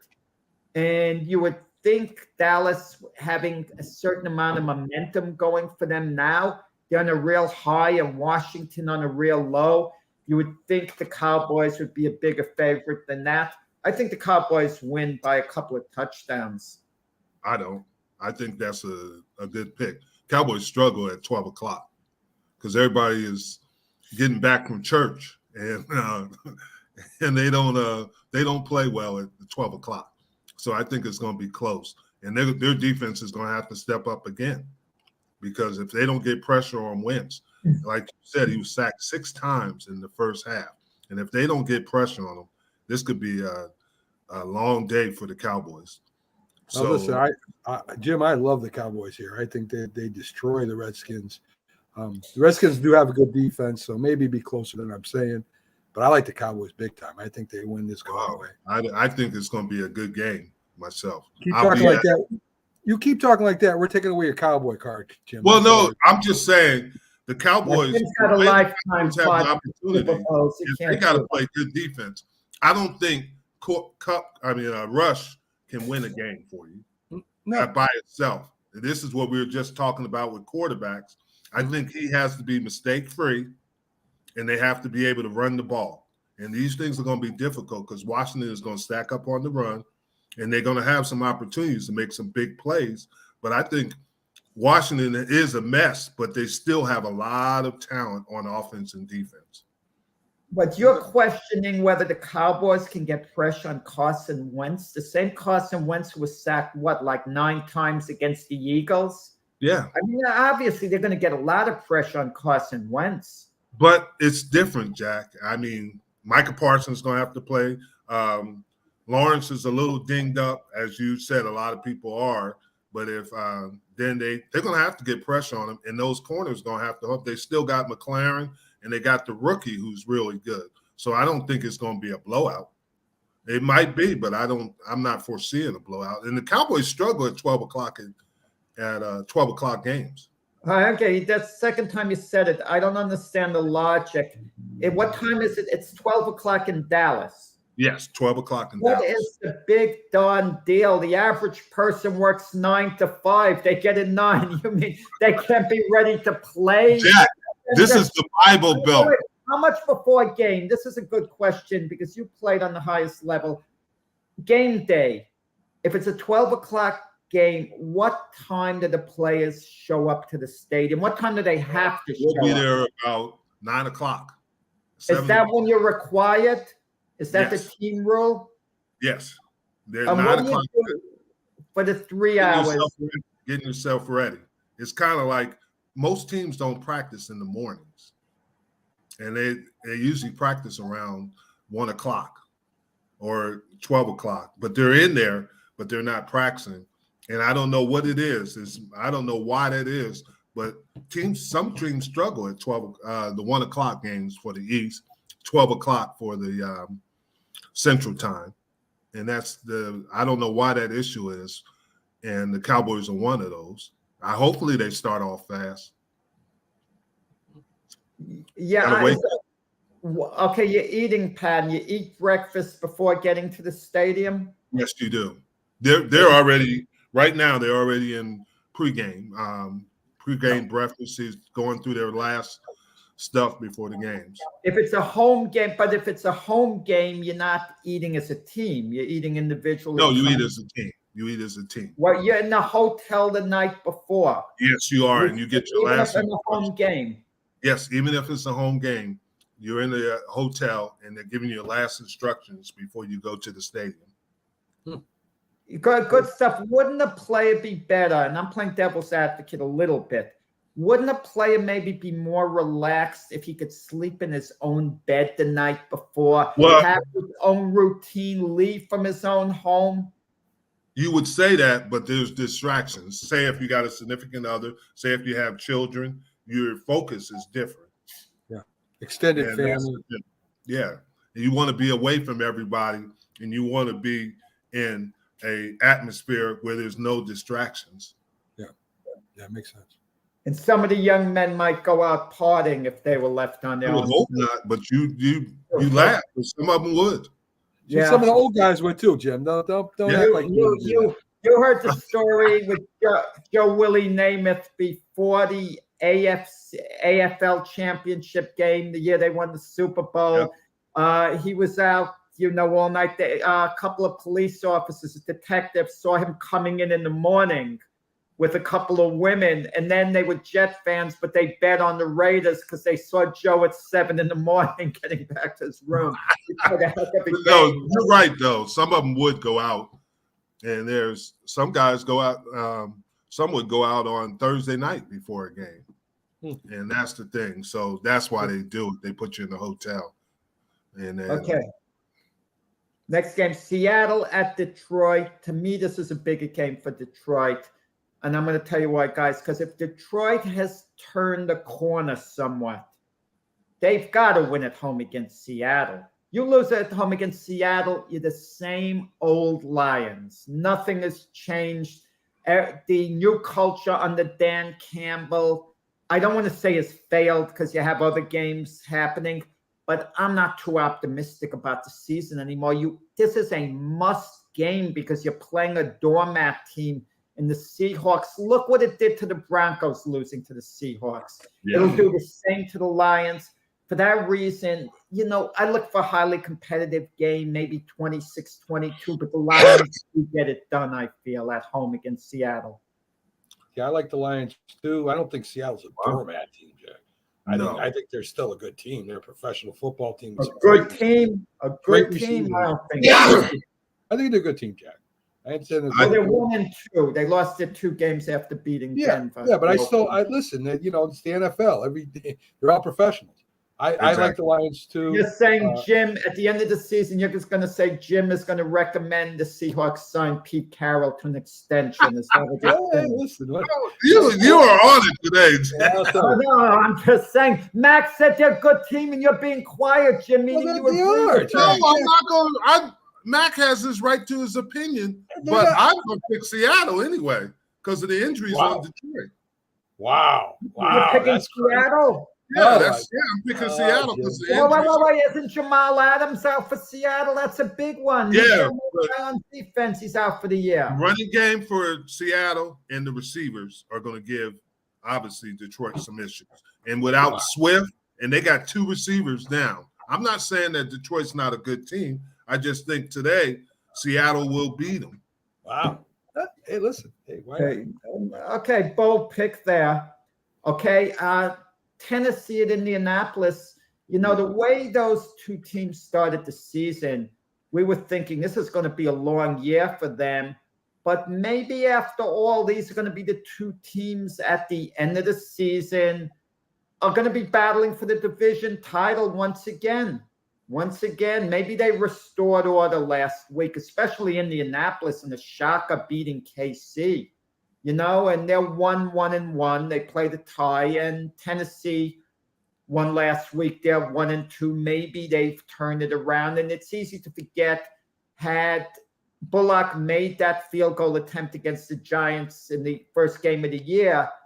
As time expired, Tennessee would be at 2-1, and we wouldn't be asking what was wrong with Tennessee. They would be, you know, playing the way we thought they would. But with that said, at Indianapolis, Tennessee, I'm going to go with the Colts to eke out a win over there. And it's going to be interesting, even though they won't be on the field at the same time, which running back's going to be more impressive, Derrick Henry or Jonathan Taylor. If I had to put my money on someone to have a bigger game, I'm going to go with Jonathan Taylor.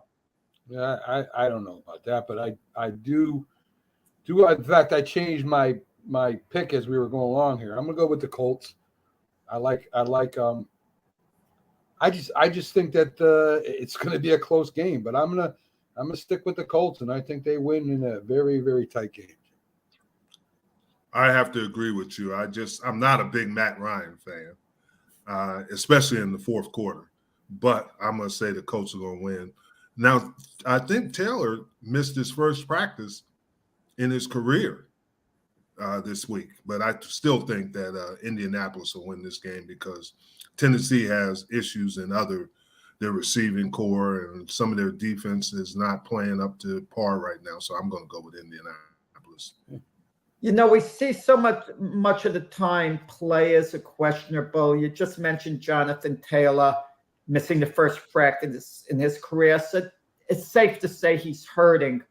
How much does adrenaline play into it? You could be hurting during the week, but once the game begins, the players put it out of their mind, or when they go to the sideline, do they think about how much they're hurting? I mean, what's the mindset of a Jonathan Taylor?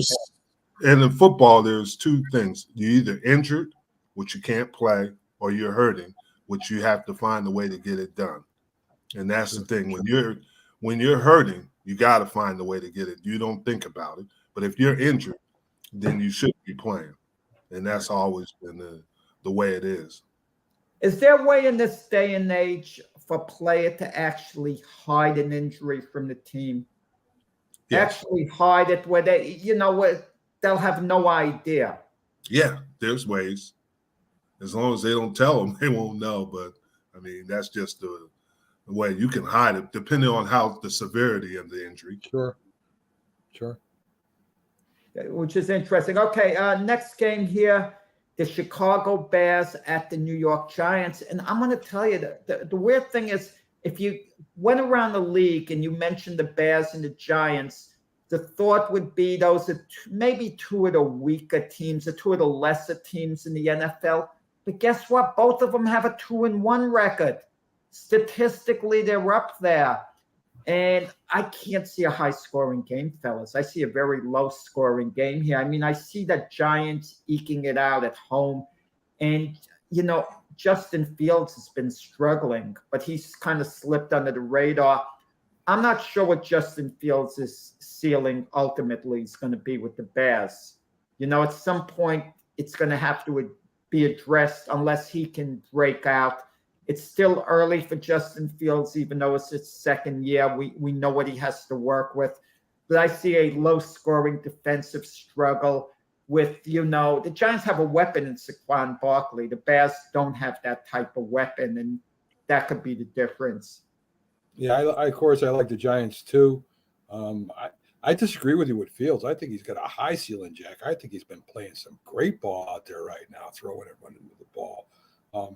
But I'm going to go with the Giants in a close one, that's what I'm doing, I guess. Yeah, I'm going to go with the Giants. And Jack did make a point, Mac, that Fields has the lowest pass rating in the NFL at this point. But they've been running the ball well. Chicago has. But I think that with Daniel Jones and Saquon Barkley, now the receiving is going to be interesting how they utilize the receivers with the Giants. But I think the Giants have enough. Plus, it's in MetLife Stadium. Okay, and the game we talked about before, Jacksonville at Philadelphia, and I got to stick to my words of what I said last week, that if Jacksonville should beat the Los Angeles Chargers last week, they would have grown up finally. And I got to say, I think they grew up. But the intriguing thing of the NFL, they played 3 weeks. Is the preseason coming to an end in reality now? Because keep in mind, Jacksonville lost to the lowly Washington Commanders the first game. So am I going to think 2 weeks later they're all that? 2 weeks later. So we don't know what to make out of, certain things. The mighty Kansas City Chiefs lost to Indianapolis, who've been playing terribly. So what are we supposed to make out of it? But with that said, Jacksonville does have a nice ceiling, a lot of good young players. And there's a team that has a good future ahead of them. And for all we know, the Eagles might be the best team in the NFC at this moment, at this very moment. Whether they'll be at the end of the year, who knows? So I got to go with Philadelphia at home. Pags is looking for a low-scoring game. I'm actually looking for a high-scoring game, unless the weather conditions are really poor in Philadelphia. Yeah, I like the Eagles too, Jack. I think they win this one. I think that their defense is better. I think their running game is a little bit better. So I like the Eagles here. I think it'll be a low-scoring game. I think because of the defense of the Eagles, it'll be a low-scoring game. But I'm going with Philadelphia. Yeah, I like the Eagles too.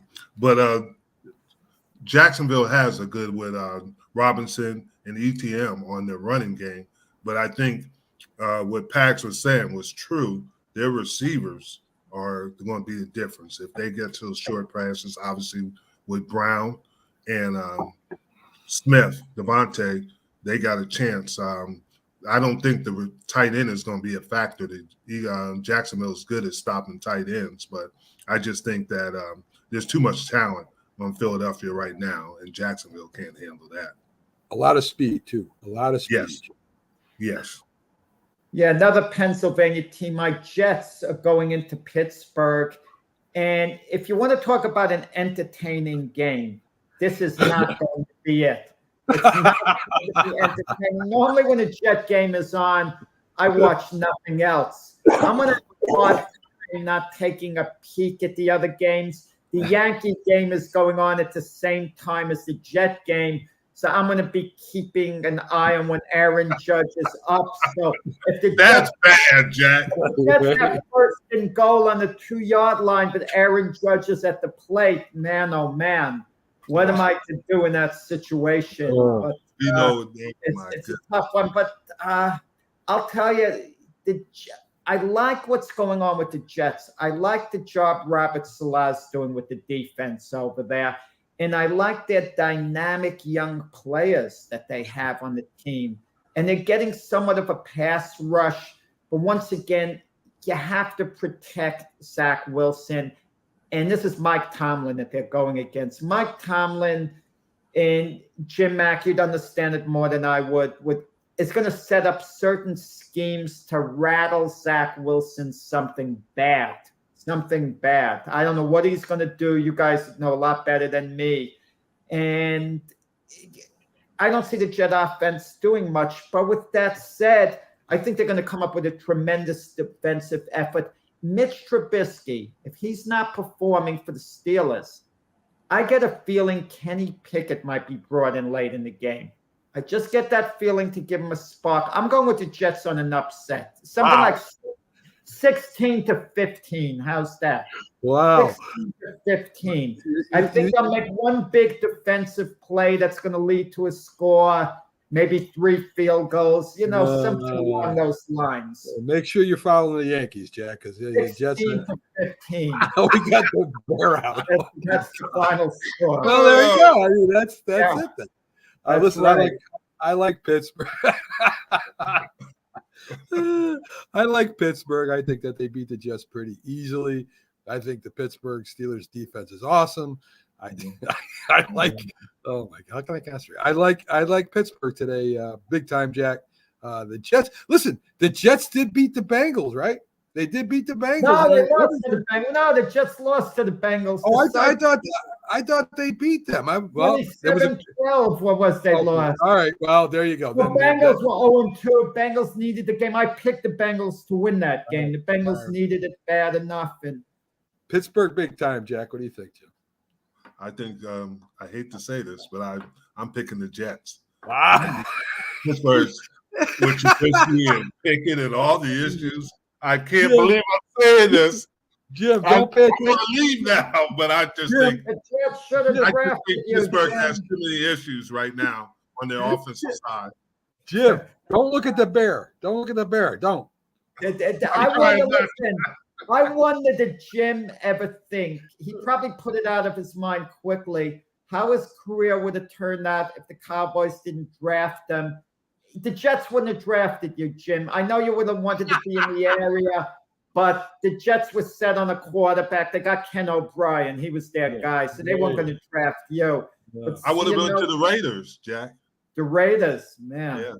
Yeah, we would have took you on the Giants too. Dysfunctional. Yeah. Well, no, they took Terry Kennard. Yeah. Yeah. For those that listening who don't know, catch the ESPN documentary 30 by 30 where they talk about the 1983 draft. Marino, it centers around Elway and Marino, everything that went on in the draft, but it shows all the number 1 picks, and picked at number 23 by the Dallas Cowboys was our own Jim Jeffcoat over here. I mean, I would have taken Dan Marino personally, but that's cool. It worked out for all parties. Oh, Jim you would have won 2 Super Bowls, Jack.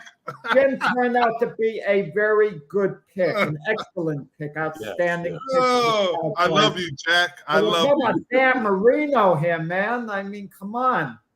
Gil Brandt told me Marino could have never learned the Cowboys offense. I'm just telling you. Wow. Yeah, but Jim turned out to be an outstanding pick. So well done. If they weren't going to draft Marino, they made a great pick in Jim. Okay. I'm telling you, Jack, I'm telling you, Jim will end up in the Hall of Fame eventually. I believe that. Well, Jim. And then I'm going to thank Jack for it.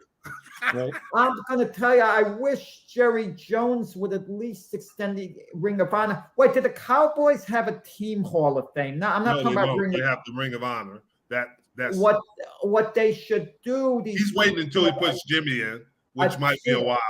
I'm not talking. Ring of Honor should be one thing. Team Hall of Fame should be another thing. Okay, and do other teams have Team Hall of Fame? Yeah, right? The Giants just put Leonard Marshall in there. Yeah, right. And Otis Anderson, right? Yep. And what is Jerry Jones waiting for not to have a Team Hall of Fame? That's what I don't get. That's a good question. I wish I knew. I'll ask him today. Right, Team Hall, not Ring of Honor, Team Hall of Fame. Because I'm asking today. I mean, listen. I mean, I think you belong in Canton, but that would be debatable. But to some people, back and forth, you could argue it. But Team Hall of Fame, you would be a lock to be in at some point. They did give us a book, and I was in the top 60 Cowboys of all time. There you go. They handed you a book. Good gosh. It's a big book, Jack.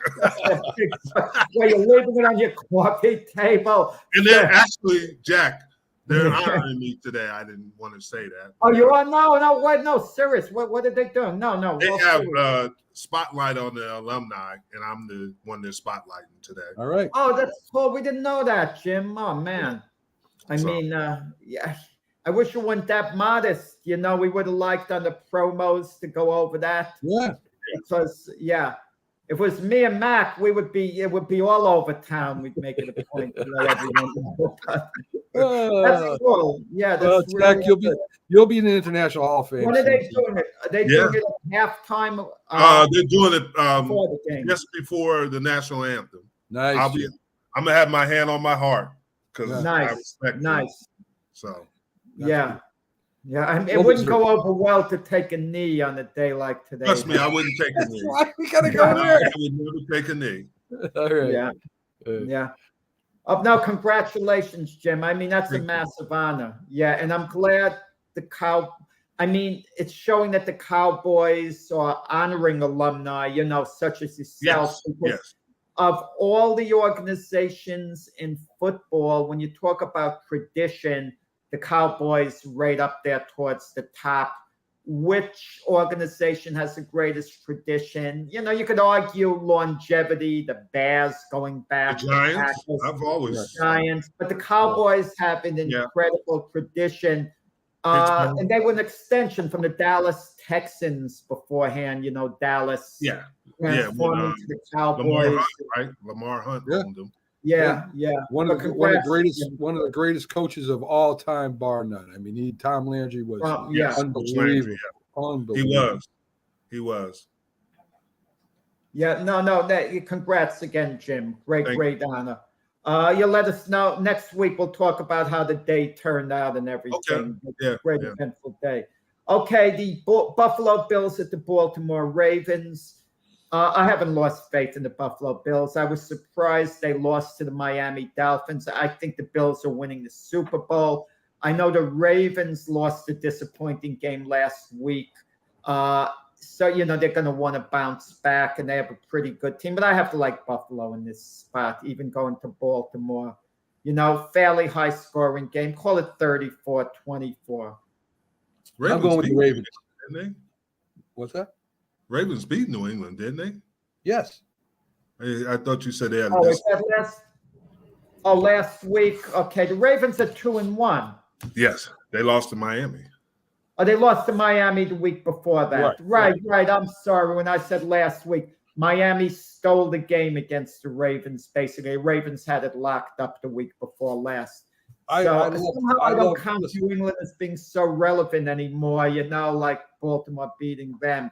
But it's a big game. It's a big game, and Baltimore has to be aware if they're an elite team that's going to go to the Super Bowl. They've got to show what they could do against the favorites, you know, in the AFC. Look, first of all, they're not the favorite. Kansas City easily is the favorite. But Baltimore is going to, I think, wins the game just on Lamar Jackson's legs alone. I think that they're going to win the game. Very tight game.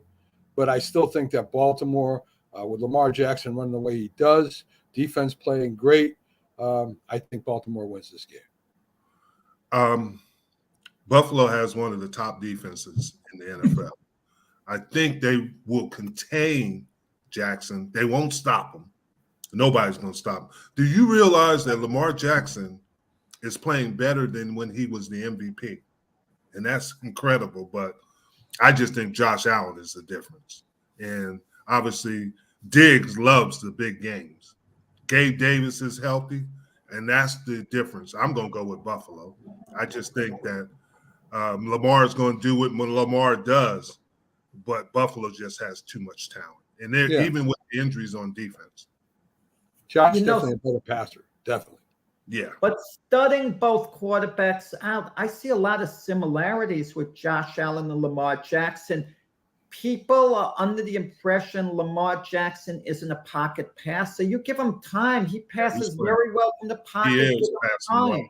Because he's such a great runner, people under the impression, well, that's what he does. He's not as good being in the pocket. And Lamar Jackson doesn't have anyone like Stephon Diggs to throw to. No.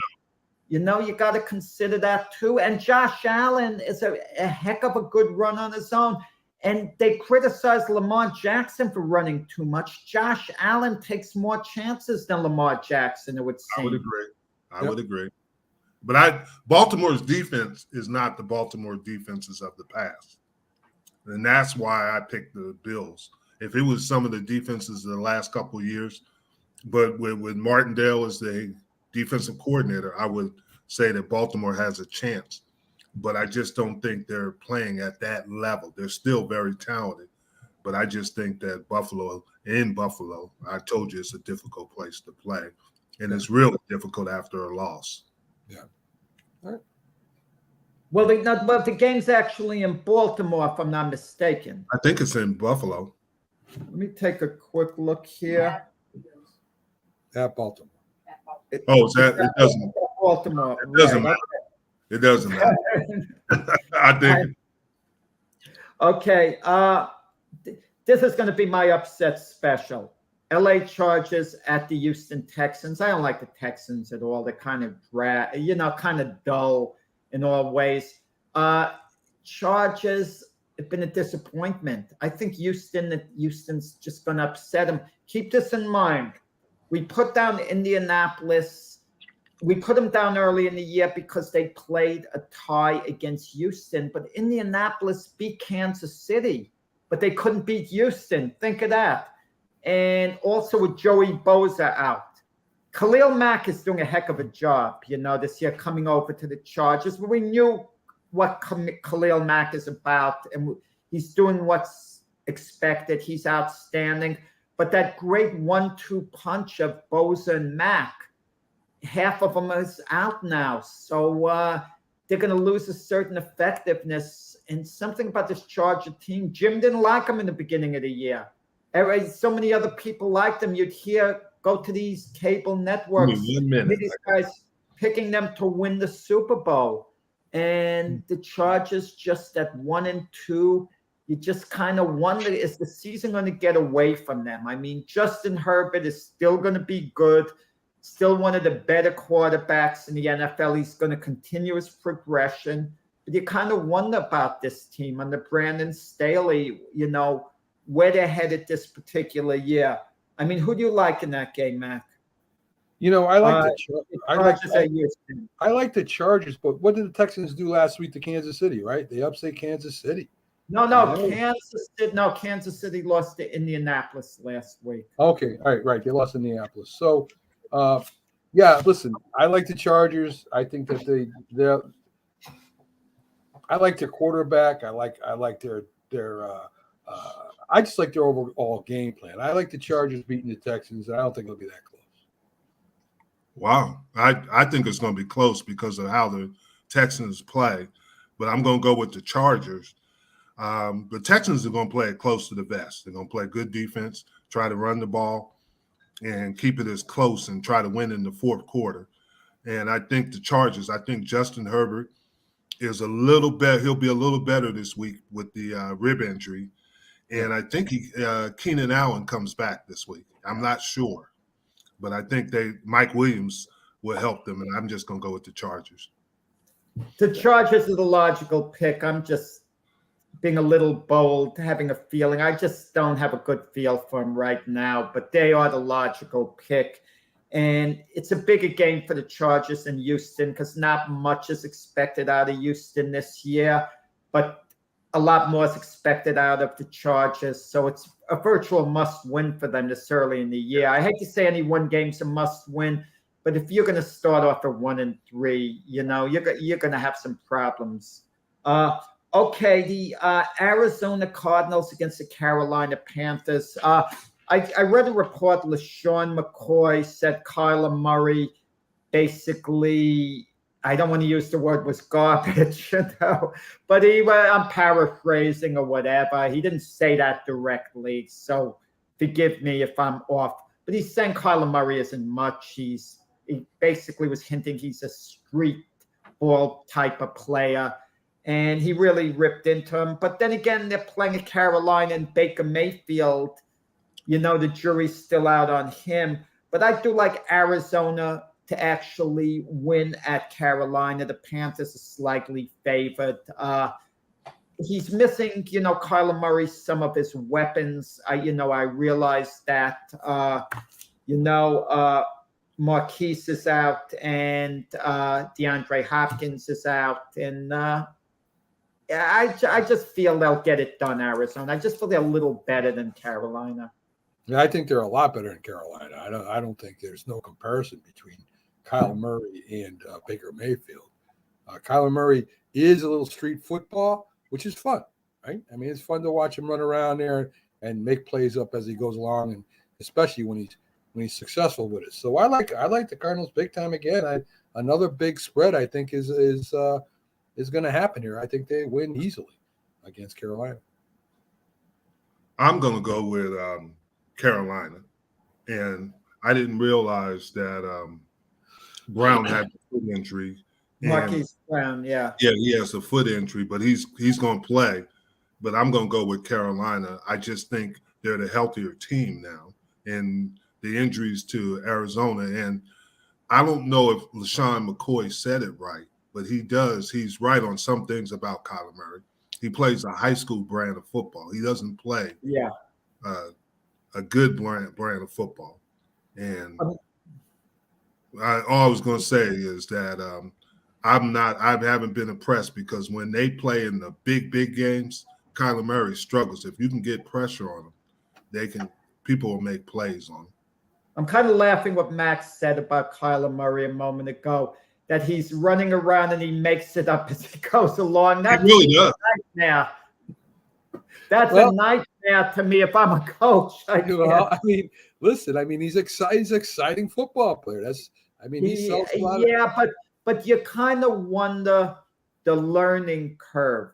There are different types of intelligence. Kyler Murray might be one of the most intelligent people you're ever going to want to meet outside the football field. But there's a certain football IQ. If I were a player, I might have a terrible football IQ. You don't know. And especially a quarterback, he's got to grasp things. Yeah. I mean, so much of the game is also instinct, making the quick, sudden, instinctive decisions. And I'm not sure about Kyler Murray. Obviously, he's a great athlete. He could have been the shortstop for the Oakland Athletics. Enough said with that. He's a great athlete. He seems like he showed some immaturity in the offseason, but he seems to be a kind-hearted individual. And maybe he's a leader of that team. Maybe they look up to his leadership qualities. I don't know, but he's made a lot of bad decisions. Well, I have a little bit of insight on him at Oklahoma, and he isn't a leader. No? He's a me guy. And that was true. Wow. He is a me guy. And I have insight that somebody who was there, and he told me, he said that of all the quarterbacks, Mayfield, Hurts, he was the worst leader they had, because it was always about him. Wow.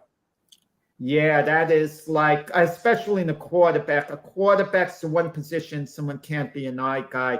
Have you ever heard of a case, Jim, in any level of football, where the players really don't like their quarterback, they can't stand them, and someone just might conveniently miss a block on the offensive line? I'm sure that's happened. I'm sure that's happened with Baker Mayfield in Cleveland. I know what happened to Joe Namath. I know what happened to Joe Namath. Yeah, that's right. No. None of Namath's guys deliberately wouldn't. Come on, Jack. Come on, Jack. They like Joe Namath, not in his rookie year because he got all that money. But once they got to know him, they loved Joe Namath because he was a good teammate to all these guys. He was a really good teammate. One of your favorites, Jim, Buddy Ryan, okay?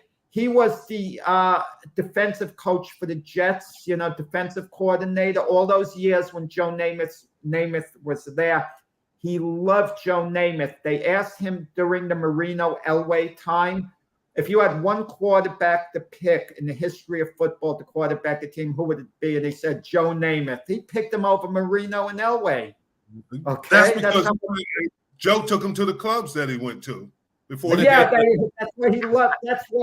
That's why Buddy Ryan was so brash. He learned it from Joe Willie, was like his role model with that. That's a possibility. Joe Willie was modest, but he loved that hype. Okay, let me get these games along. New England at Green Bay. I'll be shocked if New England wins this game. The only way they could win it is if Aaron Rodgers' receivers are totally shut out and they stop Aaron Jones. The key is the Patriot defense has to stop Aaron Jones, the Packer running back. If they do that, they got a shot at a very low scoring game. Bill Belichick has to coach the game of his life, then New England could win. I think the Packers are just better. I think their defense is better than New England's. Yeah, I don't know about so that. I like Green Bay in that game. Something like 24-13. I like Green Bay too. I listen, they got a big decision to make with Mac Jones. They really do. Is Mac Jones a franchise quarterback, or is he just a game manager? I mean, they got a big decision to make with him. I like Green Bay. I don't agree with you that Green Bay's defense is better than the Patriots. I think Patriots defense is just as good as the Packers. I think their running game is just as good as this may be closer than people think, but I do definitely think Aaron Rodgers is a lot better quarterback than Mac Jones. Well, Brian Hoyer is actually going to be playing this game. There you go. There you go. That's even better. And that's why I'm picking the Packers. And then they get Bacateri back. David Bacateri, he's starting at left tackle. And I just think Green Bay might light up the scoreboard this week. And I'm kind of shocked because of the way New England plays, but I think that Green Bay is the better team, and I'm going to go with Green Bay. Okay. Kansas City at Tampa Bay. Really, really good game. Both teams coming off losses, which set up a little bit of a sense of urgency. I'm going to go KC on a squeaker, 20-19. To me, it's not a rematch of the Super Bowl, because if it was immediately after the next season, and it doesn't mean these rematches of the Super Bowl. Jim, you might not remember the one game after you guys trounced the Buffalo Bills in that Super Bowl 52-17. They played you in the regular season in Dallas, and they beat you guys. Yes, they did. And then you stomped on them in the Super Bowl after again in between. But so I don't think that's a meaning with Kansas City being psyched because of that. I think Tampa Bay's bigger problem could be they had to relocate a little during the hurricane. It's maybe a little chaotic. I give KC this little edge right now. Their offense is more effective at this moment than Tampa Bay's is. Even though Tampa Bay's getting Mike Evans and Julio Jones back, that's going to help Tom Brady. Just because my wife loves Tom Brady, I'm going with Tampa Bay. Well, my wife almost threw something at me. I think Tampa Bay. I like Brady. I like the experience. I like. I mean, they're so evenly matched. They really are. I just think Brady somehow will pull it out near the end of the game, and Tampa Bay wins this. Wow, I think you made a good choice, but I'm going with Kansas City. I just think Mahomes is going to play better this week. I think the Chiefs are going to play better. I worry about the Chiefs' defense. But like I've always said about Brady, I think he's starting to get the effects of age, and it's slowly starting to creep in. And I'm going to stay with my choice of Kansas City because of that. I think a little more than that, and I don't mean to be funny with this. He's having all these reported problems with his wife, Giselle. Mm-hmm. And how do you keep your mind on football with that going on, with that turmoil in your life? Especially you're a quarterback, okay? Maybe some other positions you could get away with it a little more, being upset and you're showing up on game day. But can he really be focused on the game, during the week with everything going on? Jack, some people go to work to get away from their problems, right? I mean, this is so they can get all into their work, not think about what's going on the outside, and that helps them along. And I think that's part of it. I think him going to work is a lot better than staying around there. That's for sure. So yeah, but it's still hard. It's still hard. Sure. Yeah. Okay, Denver at the Raiders, and Raiders are 0-3, guys. If they would imagine they're going to 0-4, and as we said earlier on the show, they had a great interim coach, did a great job, Rick Bisaccia. He didn't get wow, what a mistake. I said in the offseason he should have been their full-time coach, but they went to Josh McDaniel. They're going to have to live with it, but I think the Raiders, they're at home. I do think they beat the Broncos today. They get their first win. The Broncos are struggling, even though they're 2-1. I'm going to go with you, Jack. I think the Raiders win this at home. Derek Carr, he threw for what, 4,000 yards last year, and he still doesn't get the credit he deserves. Of course, the Raiders have a dominating defense with the defensive line they got there. So I'm going to take the Raiders in a close game against the Broncos, Jim. I'm with you. I'm going to take the Raiders, but I'm really concerned about the Raiders because the last team that Josh McDaniels was the head coach of, and Keith went to this, was the Denver Broncos, and he struggled there. Sure. And now he's struggling with the Raiders. And I just don't know if he's good enough to be a head coach. He might be a great offensive coordinator, but as a head coach, he's struggled. If the Raiders lose today, they got some problems because Davis is already upset. Well, what's Mark Davis going to do with Josh McDaniels? He's stuck with him. He's not going to fire him after one season. He's going to be back at least next year. Are you sure? What other move is he going to make? Is he going to go back to the Packers and, and ask Basaki to come back and coach the Raiders?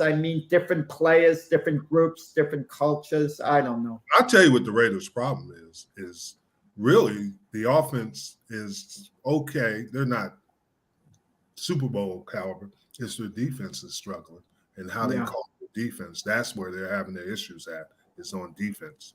Speaking of that last game, okay, we're going to get it in before we go off.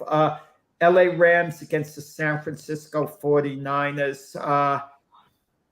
Good game. Those two teams expected to be there at the end of the season. Who's going to win the division title will come down to those two, unless you believe in Arizona, which very few people are.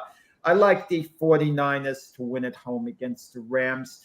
Jimmy G is a great game manager, let's face it. But, that's basically what he is. And Rams have had some injuries. Cooper Kupp, when we talk about the best receivers in the NFL, maybe we should consider Cooper Kupp. He's not one of the quickest, but he could be one of the best. He's not one of these glamour receivers, who takes off, on these fast fly patterns, but who's more effective?